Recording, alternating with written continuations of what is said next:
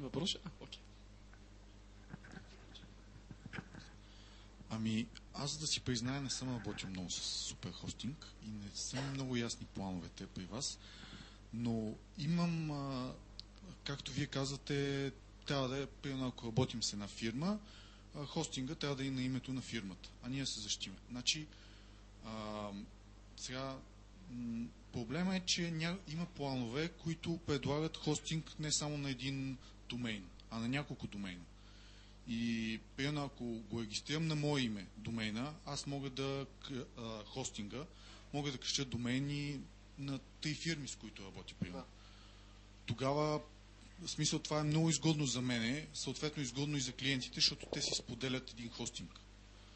Но пък от друга страна неизгодно за тях, защото ако възникне такъв казус, разрешението няма да е в тяхна полза, а ще е в моя полза. Така че, може ли да ми дадете някаква идея за при подобен случай? Аз ще ти дам и на тебе думата.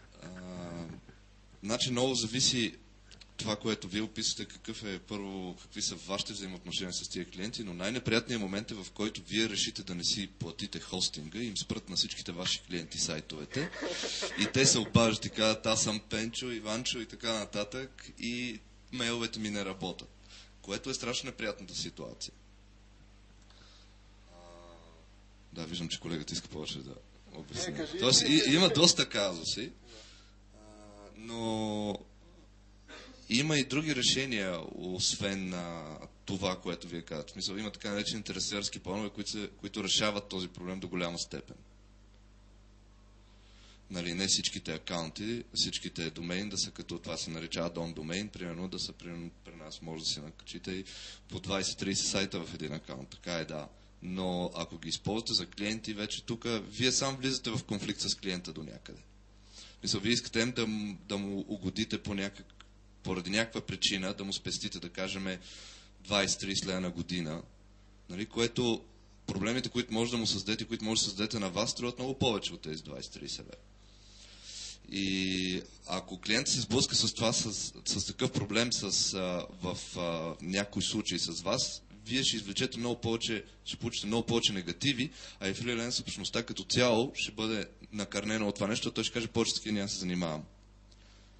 Което пак не е положително. Тоест до тук аз две неща, които евентуално биха били положителни, за мен не са положителни. Вие си виждате положителните неща в тях. В това аз казвам и от другата гледна точка, защото просто ние седим от другата страна и ги виждам от другата страна нещата. Вие си имате ваши доводи, които абсолютно ние ги уважаваме и затова ги има тези възможности. Има много хора, които работят по този начин. Има много клиенти, които са им разположени по този начин сайтовете. Ние от 5 години сме ги чуем, всичко е наред. Нали, много зависи как са поставени и взаимоотношенията между вас и клиента. Ако вие кажете на клиента, аз ви давам и хостинг акаунт и всичко, това е единия кейс. Ако вие му кажете, аз ви управлявам всичко и това е в договорните отношения между вас, тогава то си е описано в договорните отношения между вас и вие може да ги управлявате по този начин. Защото той може да кажем в този случай той няма достъп до контролен панел, в който да може да влезе и създаде една почта. Той трябва да се обади на вас. Обаче вие да кажем в този момент не може да отговорите. И казвате, обади се на хостинг. Правилно обадиш. Той казва, аз съм Иван. Иван обаче при нас го няма под никаква форма. Нито телефон, нито имейл, нищо няма за него. Защото всичко е на ваше име. И той казва, имам нужда от техническа поддръжка, направете еди какво си. Или дайте ми паролата за мое име.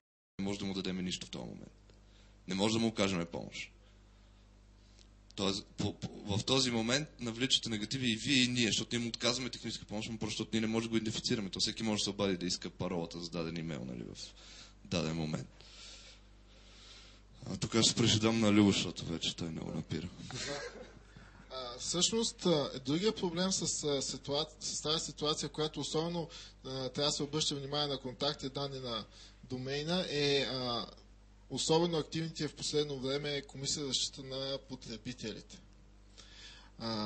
Значи, те определено ви гледат информацията в ХУИС. И ако в ХУИС информацията е ваша, може да си навлечете неприятна комуникация с тях. И трябва вие да доказвате, например, че този сайт не е ваш, а на някаква друга фирма.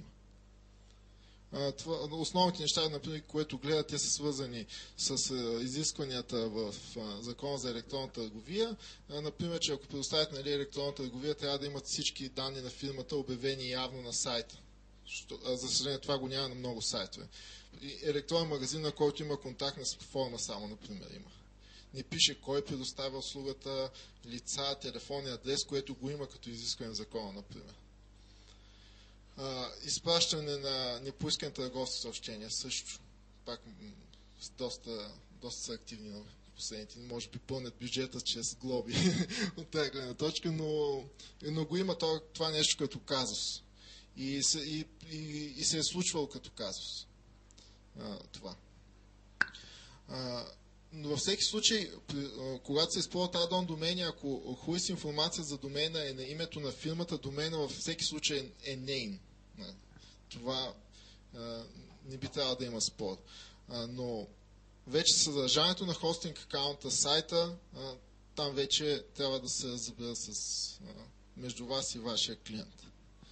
Това исках само да отбележа. Аз, ако може само да споделя или по-точно да допълня, поне по моята практика, това, което аз по принцип правя, когато имаме такива отношения с клиента, е, например, да използвам един по-голям хостинг с add-on домейни. И реално погледнато това е в самите ни договорни отношения с клиента.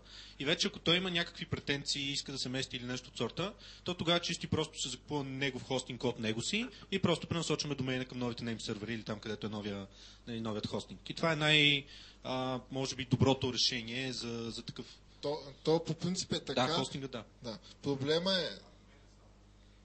Да, домейнът е единствено на фирмата, хостингът е мой и вече при необходимост фирмата чисто и просто си премества DNS-ите към новото място на домейна и аз в моите съпорт услуги казвам, че в такъв случай, нали, аз мога да преместя информацията от старото на новото място, просто за да намаля конфликтите в такъв случай. Това е един от възможните. Проблема, нали, се явява, когато клиента не иска да говори с тебе. В смисъл, ако сте се скарали.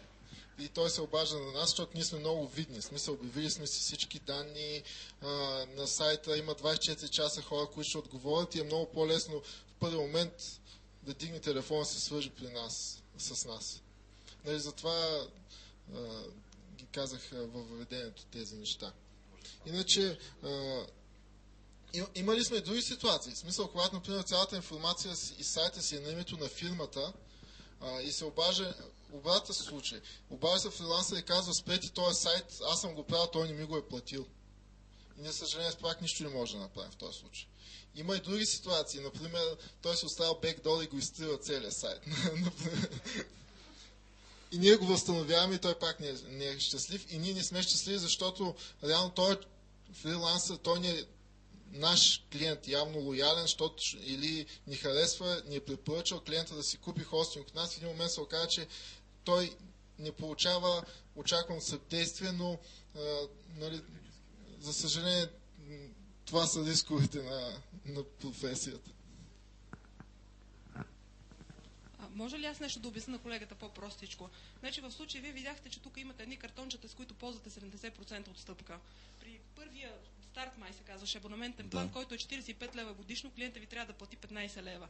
А ако вашия клиент не иска да плати 15 лева за собствен хостинг, просто бягайте от него.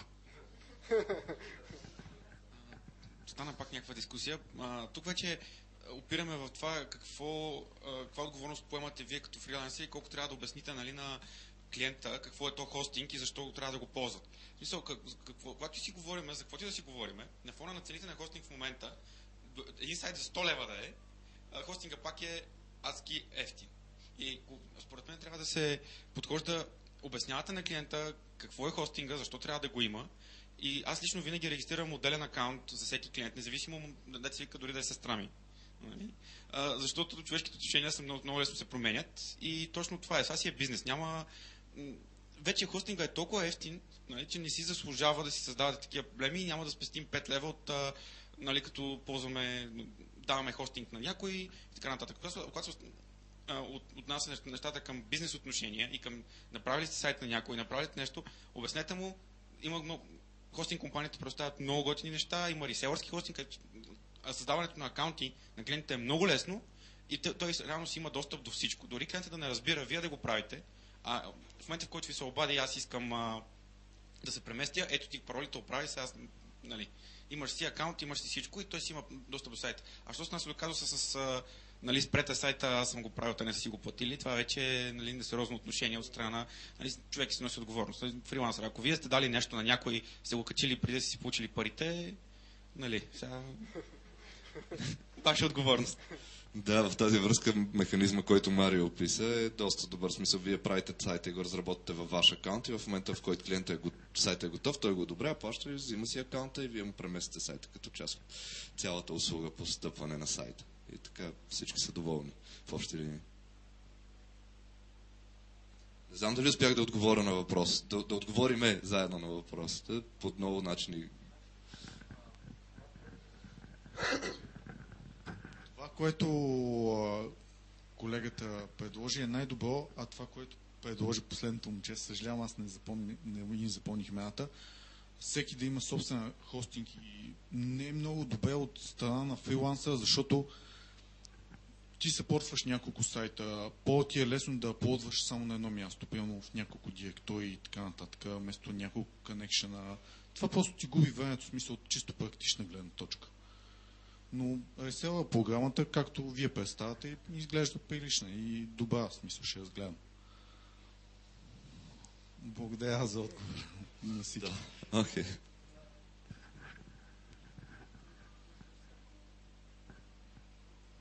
Други въпроси, ако имате?